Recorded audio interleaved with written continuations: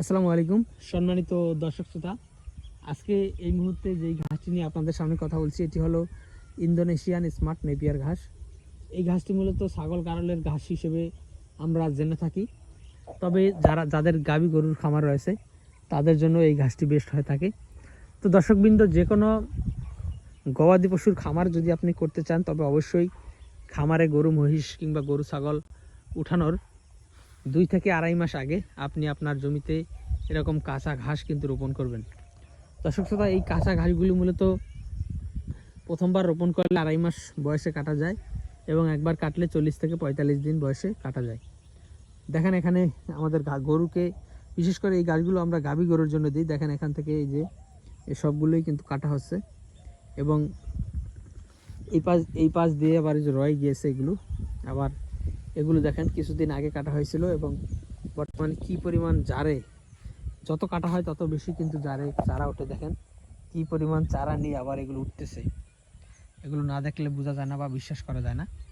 তো দর্শকবৃন্দ, আমরা মূলত ওই দেখেন ওদিকে উঠতেছে, পর্যায়ক্রমে উঠতে থাকে। যে এগুলো আবার নতুন কাটা হয়েছে, আবার এখানে কিন্তু আবার এই যে ঘাস রয়েছে। তো দর্শক শ্রোতা, এই ঘাসগুলো আমরা, এই স্মার্ট নেপিয়ার ঘাসটা আমরা মূলত গাভীকে খাওয়াই। আর আমাদের, আপনারা জানেন হয়তো, পর্যাপ্ত পরিমাণে জারা ওয়ান হাইব্রিড ঘাস রয়েছে। সেই জারা ওয়ান হাইব্রিড ঘাসটা আমরা মূলত ষাঁড় গরুকে দিই। বিশেষ করে এই যে আর অল্প কিছুদিন পরে যে কুরবানি রয়েছে সেই কুরবানির গরুকে আমরা জারা ওয়ান হাইব্রিড ঘাসটা দিই। তো দর্শক শ্রোতা, আপনারা হয়তো অনেকেই আমাদের ভিডিও যারা দেখেন তারা হয়তো শুনেছেন যে আমরা একেবারে অল্প পরিমাণে দানাদার খাদ্য দিই, অর্থাৎ নামমাত্র দানাদার আমরা গরুকে দিই এবং পর্যাপ্ত পরিমাণে কাঁচা ঘাস আমরা গরুকে দিই।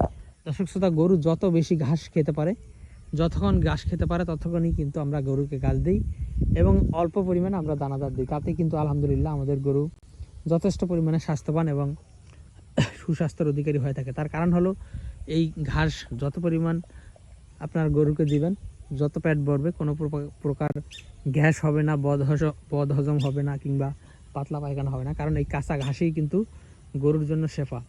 এই ঘাসে প্রাকৃতিকভাবে ভিটামিন, প্রোটিন, মিনারেল, ক্যালসিয়াম, অর্থাৎ মানুষের জন্য ভাতে যে পরিমাণ আপনার ভিটামিন, প্রোটিন, মিনারেল, অর্থাৎ ভাতের সাথে তো মাংস বা মাছ খাওয়া হয়, সেগুলো রয়েছে একসাথে। আর গরুর জন্য মূলত এই ঘাসেই ভিটামিন, প্রোটিন, মিনারেল সবই কিন্তু এই ঘাস থেকে পায়। তো দর্শক, সে কারণেই মূলত ঘাস যত খাবে গরু তত সুস্থ থাকবে। তো দর্শক শ্রোতা, ভিডিওটি অনেক বেশি লম্বা হয়ে যাচ্ছে, আমরা ভিডিওটি আর লম্বা করবো না। যারা ঘাস রোপণ করতে চান তারা অবশ্যই আমাদের কাছ থেকে সব জাতের ঘাসের কাটিনি রয়েছে, যে কোনো ঘাসের কাটিনি আপনি আমাদের কাছ থেকে সংগ্রহ করতে পারেন।